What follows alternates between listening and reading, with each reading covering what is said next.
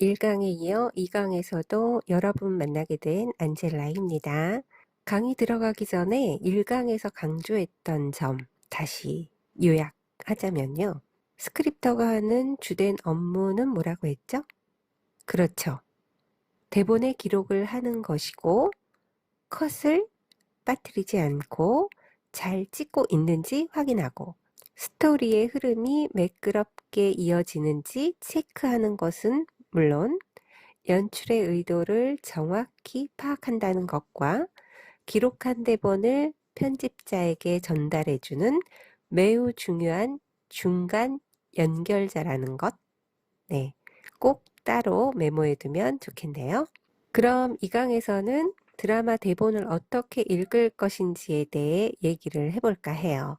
소설책과 드라마 시나리오 대본은 어떤 차이점이 있죠? 소설책은 이야기의 상황이 거의 90%라면 시나리오 대본은 어떻죠? 네, 80%가 대사고 그 외에는 상황, 지문이 20%죠. 소설책이나 일반 책은 그냥 술술 이야기의 흐름 따라 쭉쭉 읽으면 되죠. 뭐 누구는 1시간 만에 소설책 하나 뚝딱 읽기도 한다고 하고 누구는 반나절 또는 하루면 다 읽는다 해요. 스토리만 쭉 알아가면 되니까요.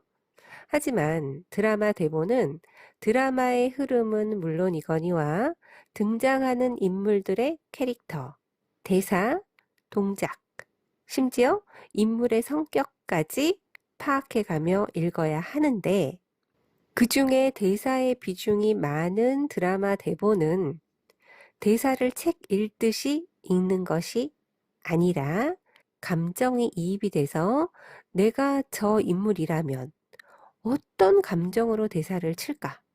감정이입은 물론 대사를 분석하며 읽어야 하는 거죠. 그럼 대본에 대사가 주인공 대사만 있겠어요? 아니죠. 그 많은 주 조연들의 대사가 얼마나 많겠어요.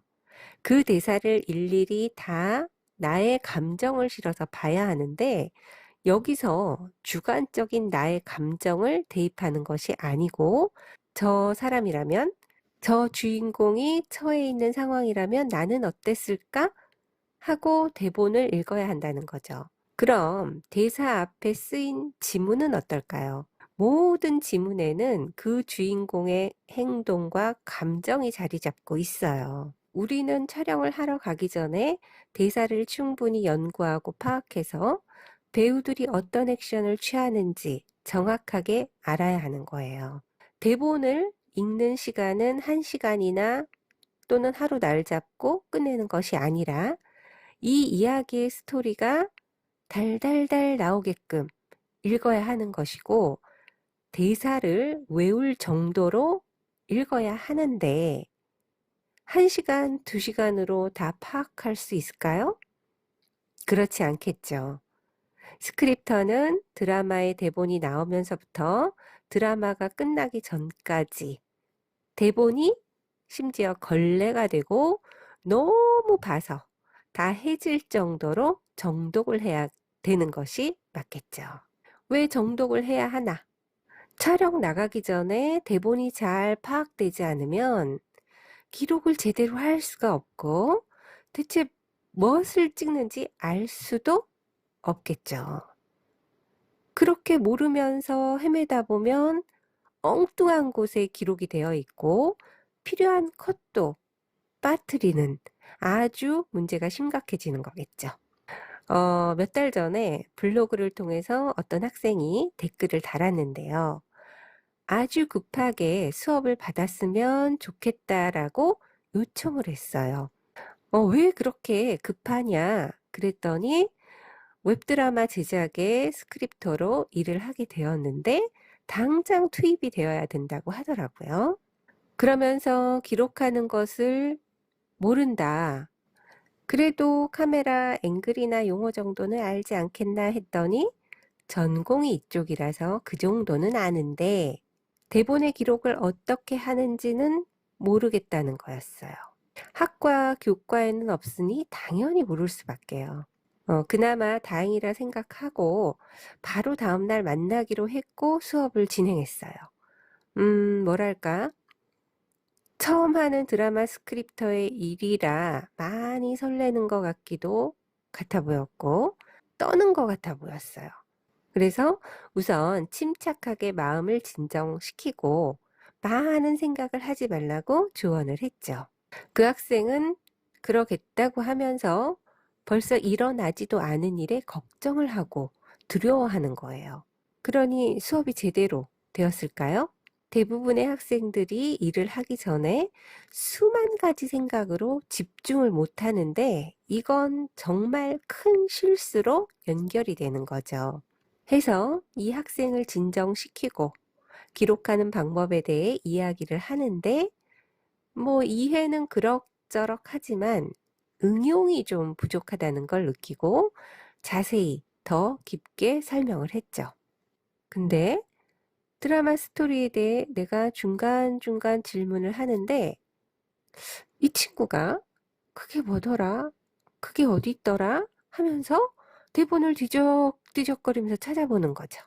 더는 안 되겠다 싶어 수업을 멈추고 그 학생에게 물었어요.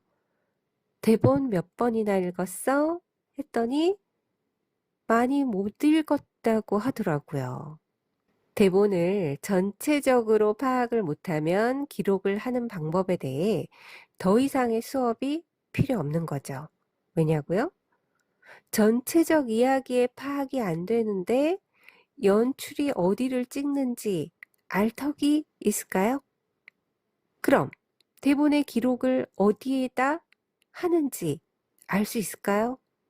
대사 부분 연출이 적용하는 콘티를 적어야 하는데 어디에 적어야 할지 몰라서 헤매다 보면 기록을 할 수도 없고 기록된 대본을 편집자에게 전달할 수도 없겠죠. 그래서 수업을 멈추고 다시 대본부터 차근하게 100번이고 1000번이고 읽으라고 했고 대본을 읽는 방법에 대해 제가 위에 언급한 내용처럼 설명을 쭉 했어요. 그때서야 알겠다는 듯이 아, 그렇구나 하더라고요. 그리고 스크립터가 해야 할 가장 중요한 일 중에 하나라는 거죠. 대본의 전체 파악, 흐름, 구성, 캐릭터 파악.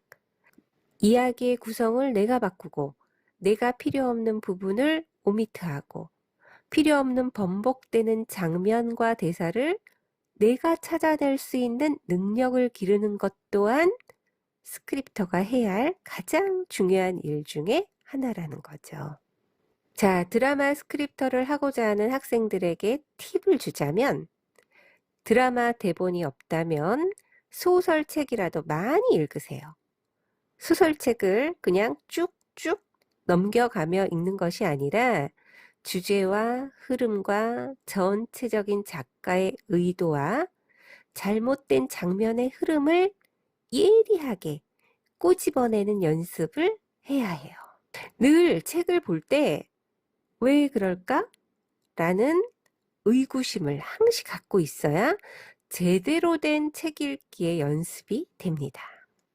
드라마 보는 것도 마찬가지죠. 드라마를 그냥 재미로 보지 말고 항시 매의 눈으로 봐야 해요. 저 주인공은 왜 저럴까? 왜 저런 대사와 감정으로 표현을 할까? 내가 연출이라면 저런 감정은 어떻게 잡아낼까? 자, 어떠세요? 대본 보는 방법, 이제 좀 이해가 되시나요? 그럼 바로 실천해 보기를 바라고 공부하다가 궁금한 점은 댓글에 남겨주시고 구독과 좋아요는 방송에 힘이 된다는 거 잊지 말기요. 그럼 다음에 또 만나요.